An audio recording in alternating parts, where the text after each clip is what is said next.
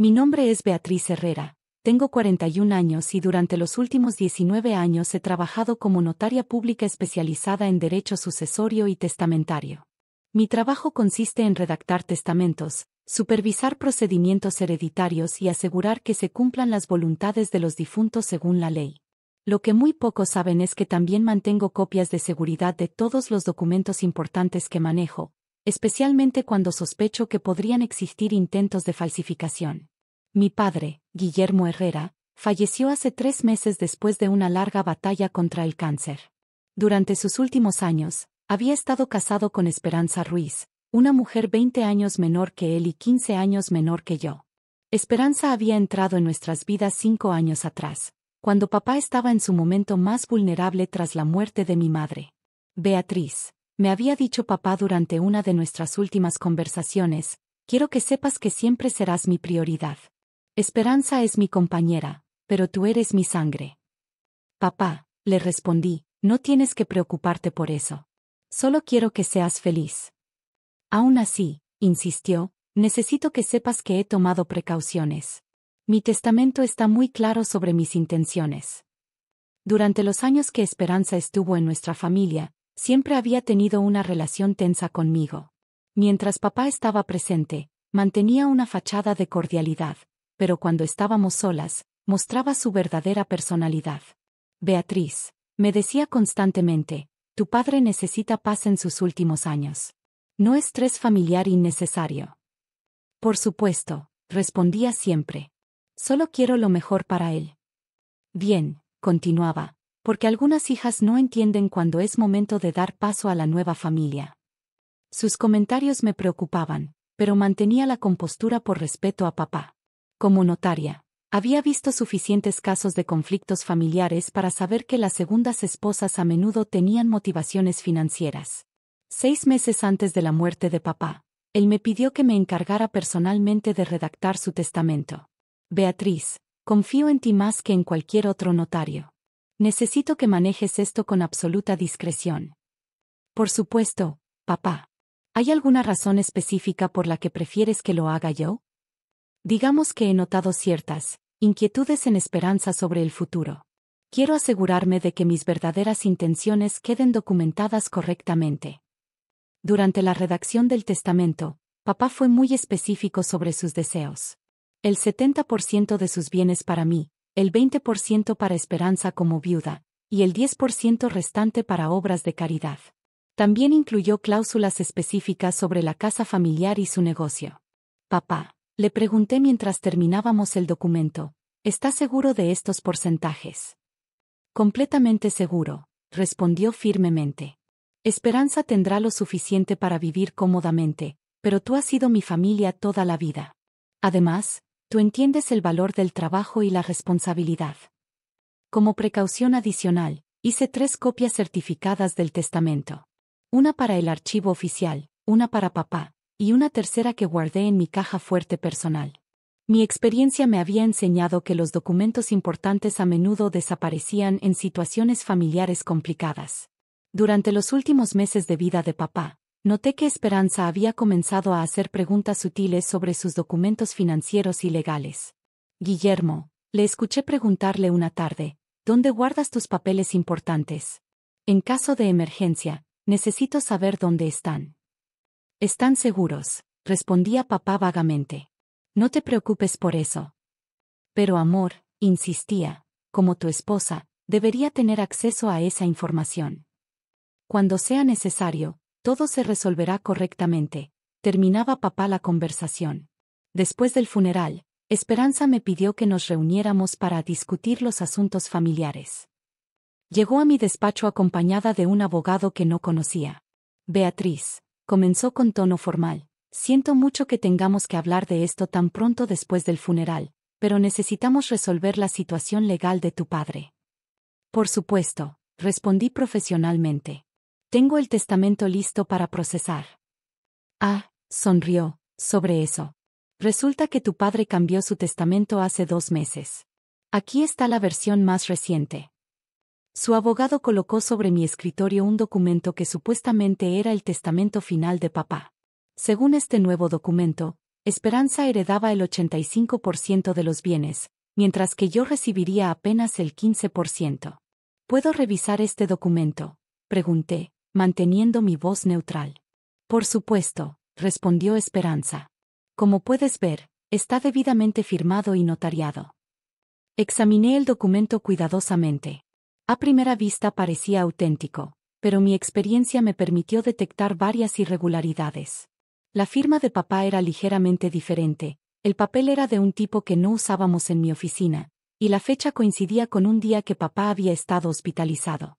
Este documento indica que fue notariado por el licenciado Medina, observé. Sí, confirmó el abogado de Esperanza. Es un notario reconocido en la ciudad.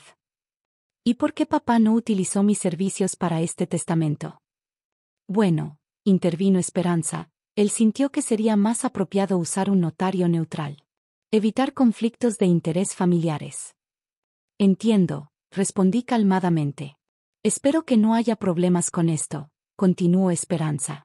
Tu padre me dejó todo, tú no eres su verdadera familia. Yo fui su compañera en sus últimos años. No hay problema, dije sin mostrar emoción. Respeto completamente la voluntad de papá. Excelente, sonrió triunfante. Entonces podemos proceder con el proceso legal inmediatamente. Yo acepté sin discutir, firmando los documentos de reconocimiento que su abogado había preparado. Esperanza parecía sorprendida por mi falta de resistencia. ¿Eso es todo?, preguntó. Eso es todo, confirmé. Solo necesito hacer algunas verificaciones rutinarias antes de que procese oficialmente el testamento. ¿Qué tipo de verificaciones? Procedimientos estándar. Verificación de firmas, confirmación de fechas, ese tipo de cosas. Al día siguiente, contacté discretamente al licenciado Medina, el notario que supuestamente había validado el testamento falso. Licenciado Medina, le dije por teléfono, necesito verificar un documento que aparentemente notarió hace 2 meses. Por supuesto, licenciada Herrera. ¿Puede darme los detalles? Testamento de Guillermo Herrera, fechado el 15 de agosto. Un momento, escuché páginas siendo revisadas. No tengo registro de ningún testamento con ese nombre en esa fecha. ¿Estás seguro? Completamente. Además, el 15 de agosto estuve fuera de la ciudad por una conferencia. No notaricé ningún documento ese día. Perfecto. Eso es exactamente lo que necesitaba confirmar. Cuando llegó el notario con los documentos originales que yo había guardado, todo cambió. Esperanza, le dije por teléfono, necesito que venga a mi oficina inmediatamente. Hay un problema con el testamento. ¿Qué tipo de problema?, preguntó nerviosamente. Es mejor que lo discutamos en persona. Traiga a su abogado. 1 hora después, Esperanza llegó acompañada de su abogado, ambos luciendo preocupados.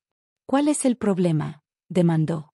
El problema, respondí colocando el testamento original sobre mi escritorio, es que el documento que me mostraste es completamente falso. ¿Falso? ¿Qué quieres decir? Quiero decir que es una falsificación. Tengo aquí el testamento original, debidamente notariado, con 3 copias certificadas. Su abogado tomó el documento y lo examinó. Este documento parece auténtico. Es auténtico, confirmé. Yo lo redacté personalmente hace 6 meses, siguiendo las instrucciones exactas de mi padre. Pero el testamento que tenemos también es auténtico, insistió Esperanza. No lo es. Llamé al licenciado Medina. Él nunca notarió ningún testamento para mi padre, y además estaba fuera de la ciudad el día que indica su documento falso. Esto es ridículo, protestó Esperanza. ¿Estás acusándome de falsificación? No estoy acusándote de nada, respondí calmadamente. Solo estoy presentando los hechos. El testamento original deja el 70% de los bienes para mí, el 20% para ti, y el 10% para caridad. Eso es injusto, gritó. Yo era su esposa. Era su esposa por 5 años. Yo fui su hija por 41 años. Su abogado se levantó nerviosamente. Señora Ruiz, creo que necesitamos hablar en privado. No, dijo Esperanza desesperadamente. Debe haber una manera de resolver esto. Beatriz, podemos llegar a un acuerdo. El único acuerdo posible es cumplir con la voluntad real de mi padre, respondí firmemente. ¿Y si no acepto el testamento original?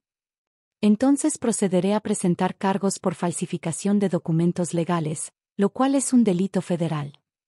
Durante las siguientes semanas, el caso se desarrolló exactamente como esperaba. La investigación confirmó que Esperanza había pagado para que falsificaran el testamento, esperando que yo, como hija doliente, no cuestionara el documento. ¿Cómo sabías que el testamento era falso desde el principio?, me preguntó mi asistente mientras organizábamos los documentos finales. 20 años de experiencia, respondí. Pero más importante, conocía a mi padre. Él nunca habría cambiado su testamento sin decírmelo. ¿Y por qué no la confrontaste inmediatamente? Porque necesitaba que ella creyera que había ganado. Solo así podría obtener evidencia sólida del fraude. Esperanza fue procesada por falsificación de documentos legales y fraude testamentario. Recibió una sentencia de 3 años de prisión y tuvo que pagar una multa significativa. Durante la audiencia de sentencia, el juez comentó: la falsificación de testamentos es uno de los delitos más graves contra la familia y la ley. Yo heredé la casa familiar y el negocio de papá, tal como él había deseado. Establecí una fundación de caridad con el 10% designado, cumpliendo exactamente con sus deseos. ¿Sabes qué es lo más triste?, me comentó mi colega notario mientras terminábamos de procesar la herencia. ¿Qué? Que si Esperanza hubiera sido honesta, habría heredado suficiente dinero para vivir cómodamente el resto de su vida. Es cierto, reflexioné. Pero la codicia la hizo apostar todo por más, y terminó perdiendo incluso lo que legítimamente le correspondía. 6 meses después, mientras organizaba las pertenencias de papá en la casa familiar, encontré una carta que había escrito para mí poco antes de morir. Beatriz, decía la carta, si estás leyendo esto, significa que mis precauciones fueron necesarias. Esperanza no es mala persona, pero el dinero cambia a la gente.